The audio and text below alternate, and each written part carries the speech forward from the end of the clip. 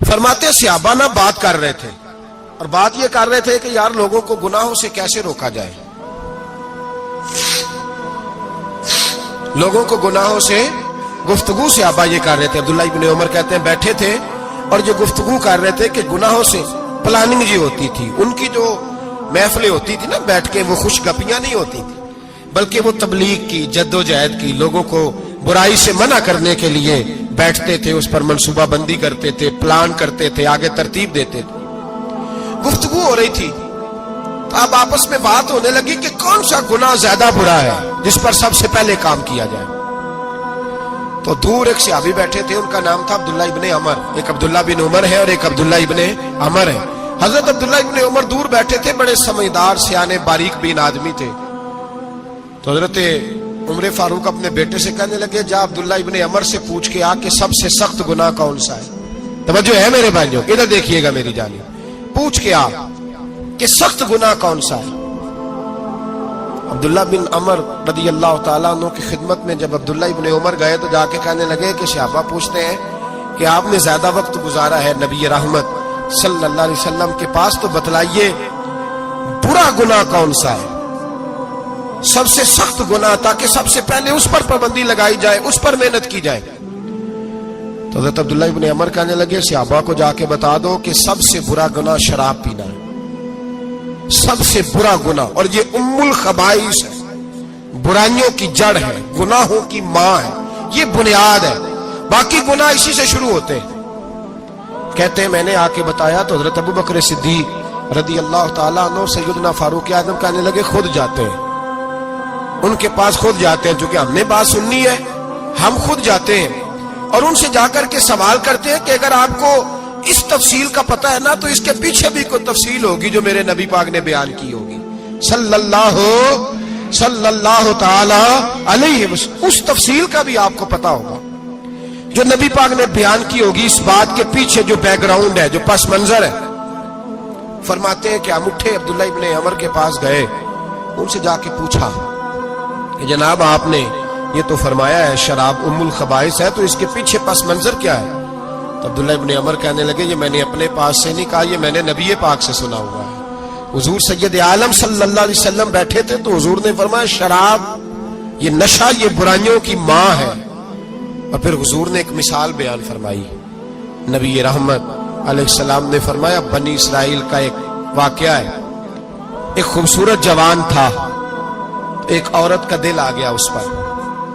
یہ یاد رکھ لیں، ہم لڑکوں کو منع کرتے رہتے ہیں لیکن ہمیں گھر کی بچیوں پر بھی توجہ دینی ہوگی، ہمیں ان کے فون پر بھی نگرانی کرنی ہوگی، ہمیں وہاں بھی غور کرنا ہوگا، اس لیے کہ اگر کوئی بچی گنجائش نہ دے تو میرا خیال ہے کہ لڑکا جرت کرنے کی طاقت نہیں رکھتا، تو وہاں بھی ان کی اماں سے کہے کہ پابندی لگائے، بچی کسی کا موبائل لے کر کے کہیں اس کو استعمال تو نہیں کر رہی، اس پودے پر بھی توجہ دے، درخت بننے سے پہلے اس کی بھی نگرانی کریں، یہ بھی بڑا ضروری کام ہے۔ عورت کا دل آ گیا تو نبی پاک علیہ الصلوۃ والسلام فرماتے اس نے کوئی بہانہ لگایا، کسی کو کہا کہ اس نوجوان کو بلا کے لاؤ، اس کو کہو کہ ہم نے کوئی گواہی لینی ہے تجھ سے۔ وہ نوجوان آیا، ایک کمرے میں داخل ہوا تو اگلے کمرے میں لے گئے، وہاں داخل ہوا تو اس سے اگلے کمرے میں لے گئی، وہ داخل ہوا تو اسی طرح 7 مکفل کمروں میں لے گئی۔ میرے کریم رسول میرے محبوب پاک علیہ السلام فرماتے صحابہ کو سمجھا رہے ہیں میٹھے لب و لہجے میں، فرماتے جب سب سے پچھلے کمرے میں لے گئی تو ایک لڑکا بندھا ہوا تھا وہاں رسیوں سے، شراب کا پیالہ پڑا ہوا تھا، اور بی بی کہنے لگی کوئی گواہی شواہی نہیں لینی، تجھے اس لیے بلایا ہے کہ تیرے اوپر دل آ گیا ہے، اب میرے ساتھ منہ کالا کر۔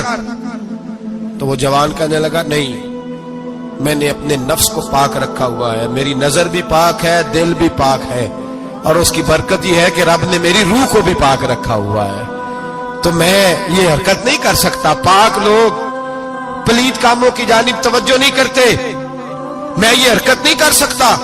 اقبال نے اپنے بیٹے کو دعا دی تھی، اس نے کہا تھا حیا باقی نہیں ہے زمانے کی آنکھ میں، خدا کرے کہ رہے تیری جوانی بے داغ، خدا کرے کہ رہے تیری جوانی بے داغ۔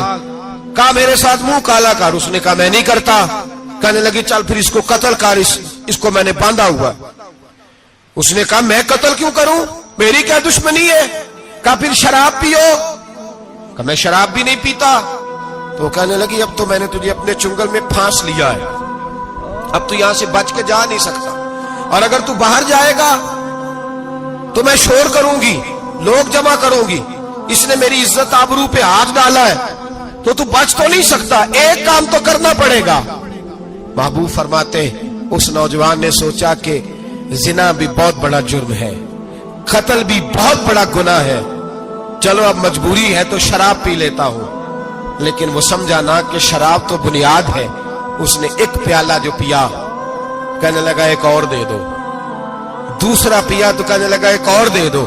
अब 3 प्याले 3 बोतलें शराब जो पी चुका तो खुमारी चढ़ गई। अब उस औरत के करीब जाने लगा कि मैं तेरे साथ जिना करूंगा। उसने कहा जब तक मैं करीब नहीं आने दूंगी जब तक तू इसे कत्ल न करे। उसने उसे कत्ल भी किया, जिना भी किया। तो महबूब फरमाने लगे ये कत्ल और जिना जो हुआ है तो ये शराब की वजह से हुआ है। गोया शराब को जुर्म है जो कत्ल भी कराएगी, जो जिना भी कराएगी। और अगर आप नशई को देखें, अगर आप शराबी को देखें, तो क्या वो डकैतियां नहीं करता फिरता, वो चोरियां नहीं करता, वो अपनी ही माँ का जेवर नहीं बेच आता, वो अपनी ही बहन का पड़ा हुआ जहेज नहीं बेच आता, वो अपने ही घर में डाके नहीं डालता, वो अल्लाह के घर मस्जिद में आकर के चोरी नहीं करता,